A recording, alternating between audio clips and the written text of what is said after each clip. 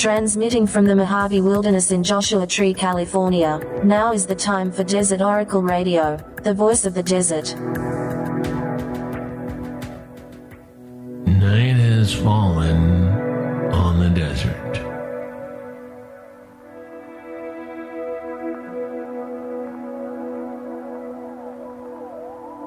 Friends,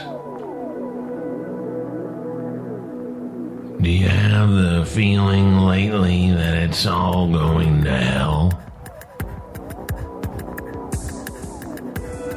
Not just in a matter of speaking, but in the real sense. The real sense that our reality is dropping into the underworld, the lower realm.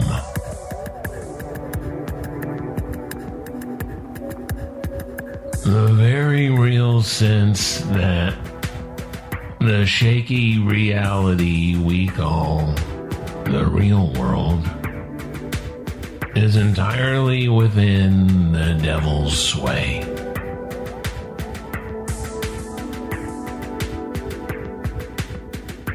Well, it's not just you. If, like many of us, you're not seeing a lot of your fellow humans during this time of crisis and collapse. Sometimes it can be hard to tell what's real and what's not. Sometimes it can be hard to tell the difference between what you may have considered part of physical reality and what's just a string of nonsense text characters on your phone. Sometimes the string of misspelled text and excess exclamation marks was the only part that was real. Sure, there are miles-long lines outside the depleted food banks. Sure, there are tens of millions of children and young adults forced to sit inside watching a frozen computer screen because the adults don't know how to work any of this stuff. Sure, there are mobs and riots and violence and desperation. But for a lot of people, it's all taking place in bits of nonsense on the phone or the laptop or the TV screen. Until one or more of the four horsemen shows up in that suburban tract too. That's when the ice storm comes, or the firestorm, the flood, the earthquake. When the power goes out, the leaking toilets freeze and burst apart. Oh, there's not even going to be Zoom school today. Because not even the electrical grid works anymore.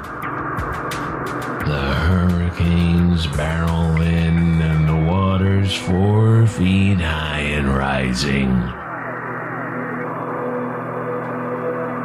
The drought settles over the west.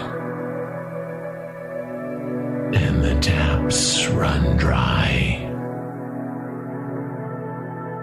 They might even have to stop flooding the golf course every afternoon.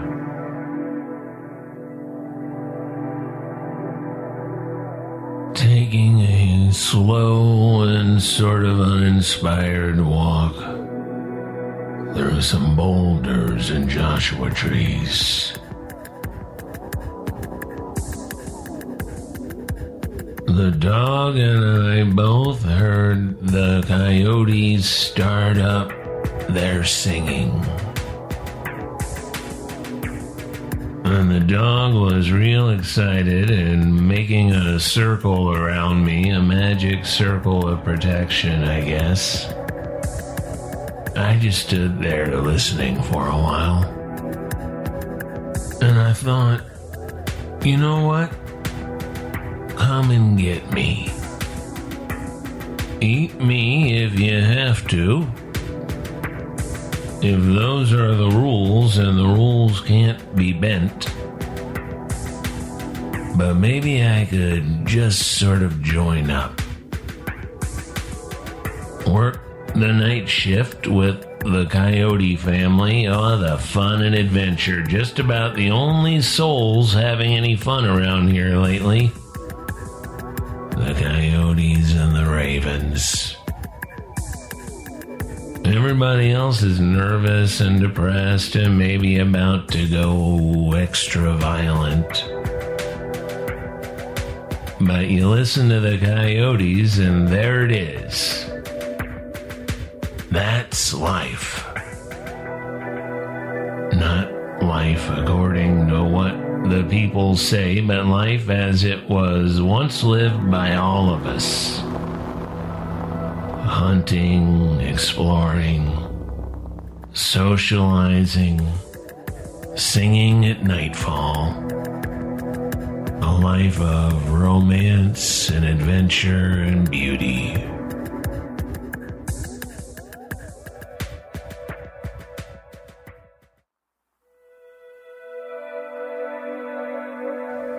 An age of incremental horror. Transparent posturing on all sides.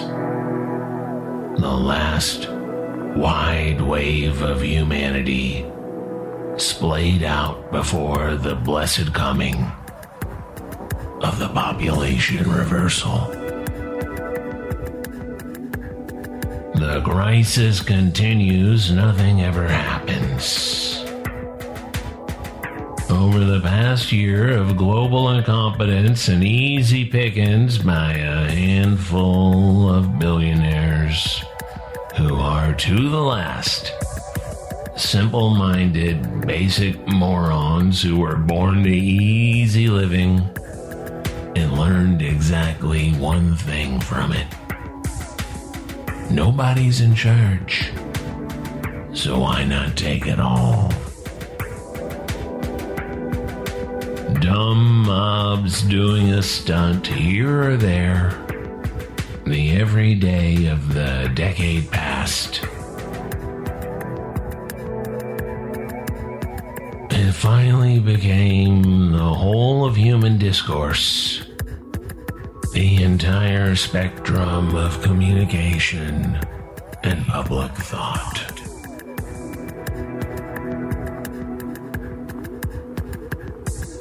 Of course, there's more, and we are hopefully aware of it. Hopefully making good use of the quiet world.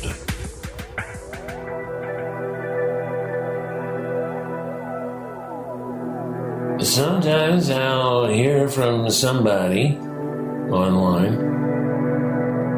and they'll say, "Why do you even go online?" And answer one is, I'm stuck like everybody else. I suppose I could get a covered wagon and some magicians and clowns and travel the back roads doing medicine shows. But for what audience? So we must make use of the dirty tools of the time. Podcasts and emails and text messages and music downloads.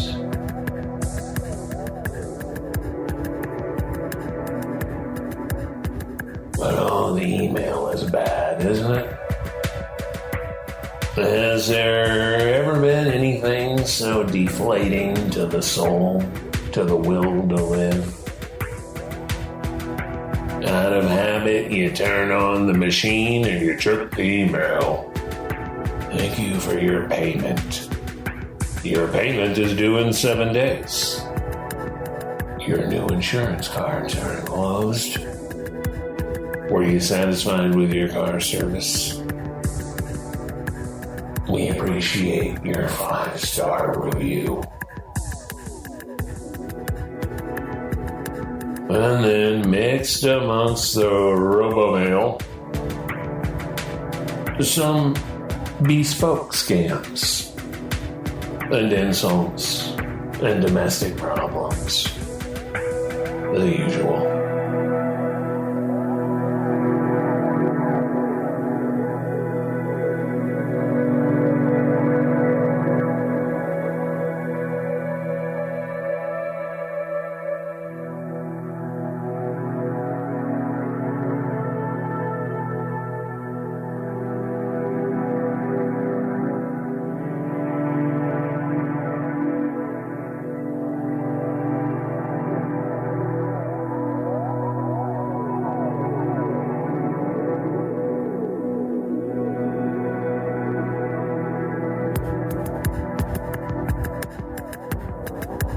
I used to type long letters to my good friends,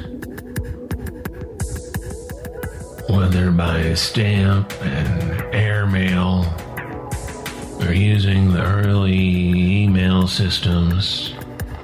And a lot of times these friends would do the same. There was no better night than having a fire going, a bottle of wine or a bottle of bourbon, something good on the radio or the record player, a single light bulb fixture over the little kitchen table.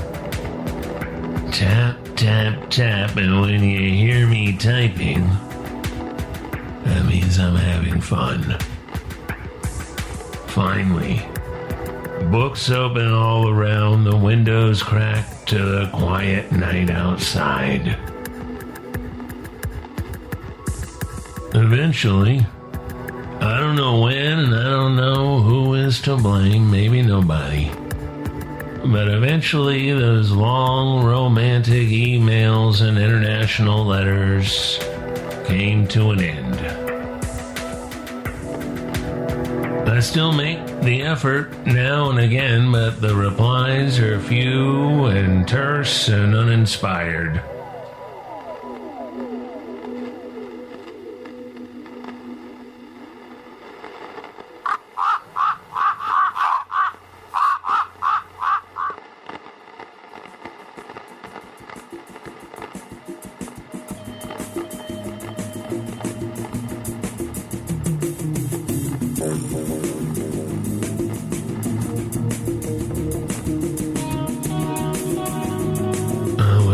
To blame age, but my younger friends seem just as uncomfortable stretching out a few sentences as the old and infirm.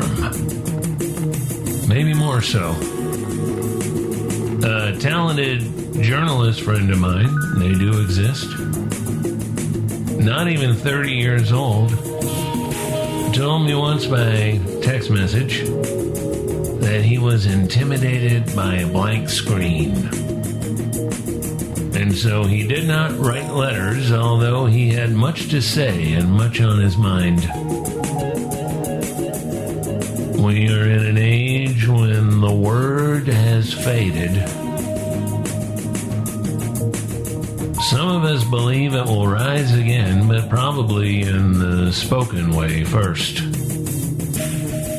And I don't mean 3 dudes shooting the breeze about Star Wars or Bernie Sanders or whatever and posting the results so other people can feel a little less alone overhearing a random conversation.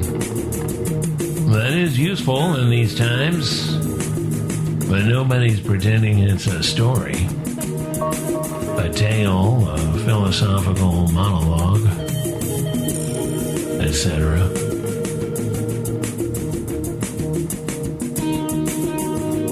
Maybe one once we're out, those of us who ever come out, because you know quite a few comfortable people who never much like society anyway are never leaving home again. You know that, right? You hear them already saying how we will never again walk in the fresh air under God's blue sky without a double mask and a double bag. How we will never enjoy feasting and boozing in public again. How we will never do anything that these people never liked in the first place. But anyway, once those of us who come out of our holes go ahead and come out, maybe around Thanksgiving, perhaps we will learn again the beauty of deep conversation in person, of telling strange stories around the fire, of long walks with friends in the deep green of springtime, talking poetry and religion and those other blessed parts of civilization.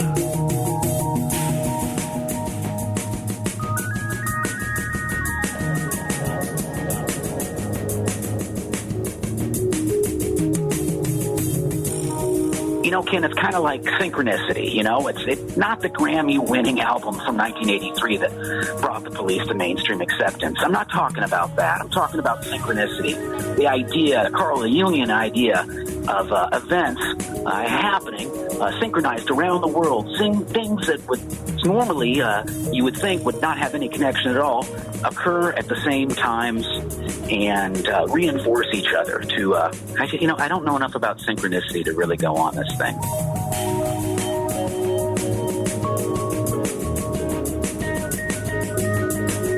It's been a while. Let's open up the Desert Oracle mailbag. In fact, let's not open it up because I've got this one sitting on top. From Dave McAdam up in Gamma Gulch. Dear Desert Oracle, I believe the following topic would be ideal for a future edition of your fine publication. Back in the summer of 1984, my friend Mike Ward and I were hiking Horse Canyon in what is now the Grand Staircase Escalante National Monument. At one point, we came upon a small, rough cabin. We pushed the door open and quickly understood that it was used by seasonal cowboys, keeping track of their small, scattered herds of cattle, trying to fatten up on the limited desert grasses. Inside, we found the expected items for such an enterprise. Some cheap pots and pans and utensils, half a can of coffee, 2 rustic wooden beds with thin blankets, etc.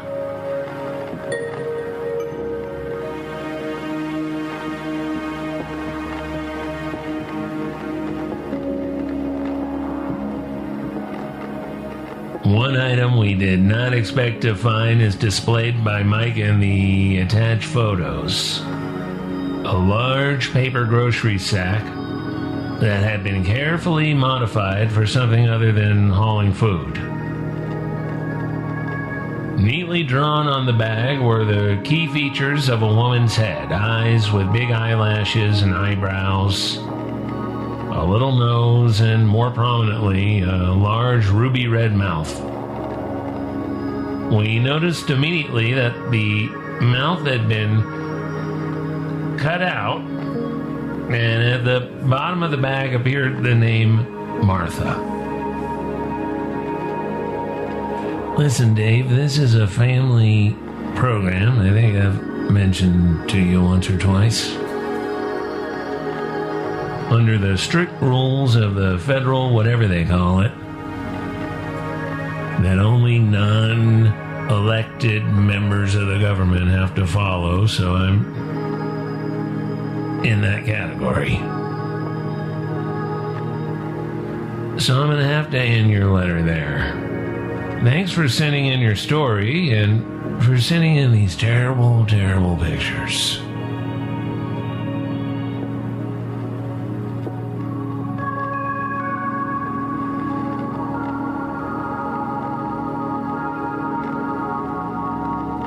Let's do a few more postcards. This one, well, let's see. It's some desert mountains at sunset. Very pretty. Twin Buttes, apparently. Postmark San Bernardino. Dear Ken, do you have any stories about California City? I'd love to hear them or help contribute. Caroline in California City. That's an interesting place.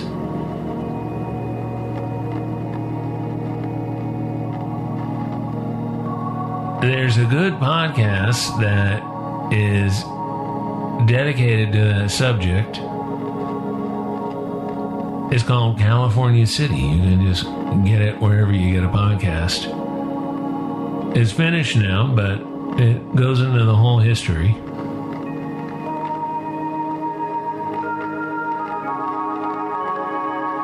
Now, I do not agree with the central premise of the podcast, which is fine. It's not mine. I didn't make it. But I don't see the place as a failure. I see the place as something that just hasn't been fully realized yet. But one day, and probably not that far away now that living in the desert with some space and some air around you is so desirable. Maybe after the spaceships start coming and going, once Southwest is flying to the moon, gotta get away. That's right there by the Mojave Spaceport, you know?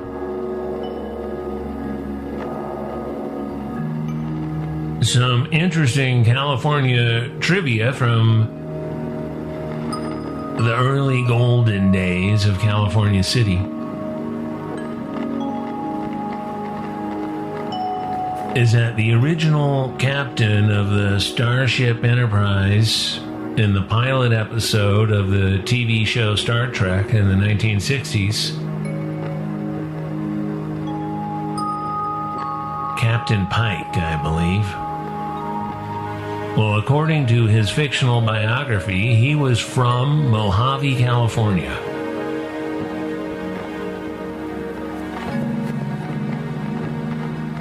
Let's see, this one is from Saratoga Springs, New York. Beautiful scene. I found your podcast randomly at the onset of the pandemic in 2020. Listening to your variety of mysterious and strange tales provided a perfect distraction from the daily apocalyptic news. I look forward to many more podcasts, field guides, and books. Stay weird. Sean. Thank you, Sean. You stay weird, too. That's a magic land up there where you live. If that's where you live, Saratoga Springs.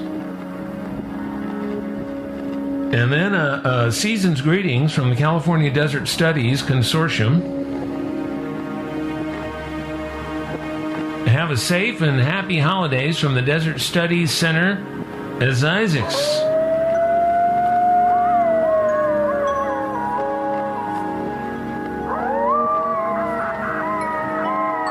From Brock, Jason, and Anna.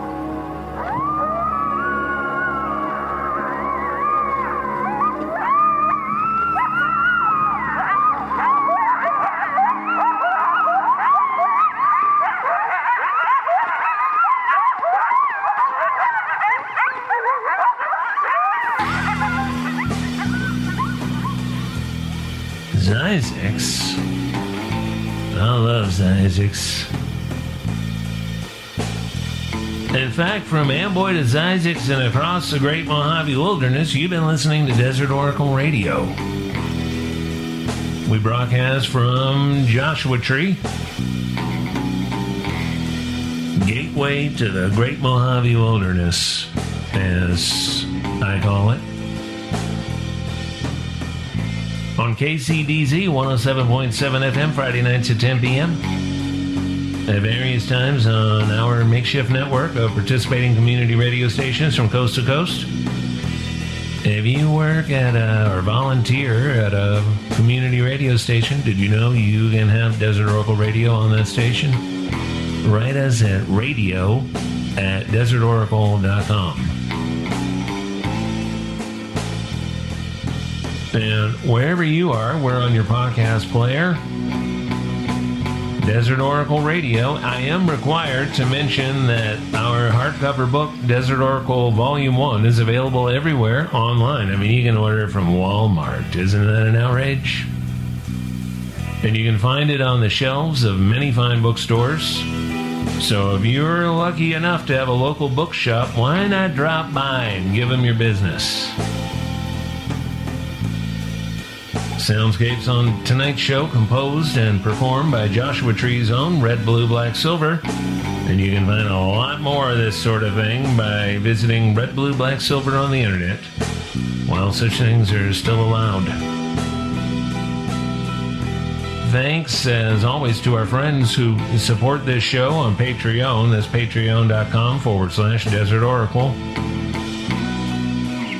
Thanks for being there for our magazine, our book, the things we make for your enjoyment.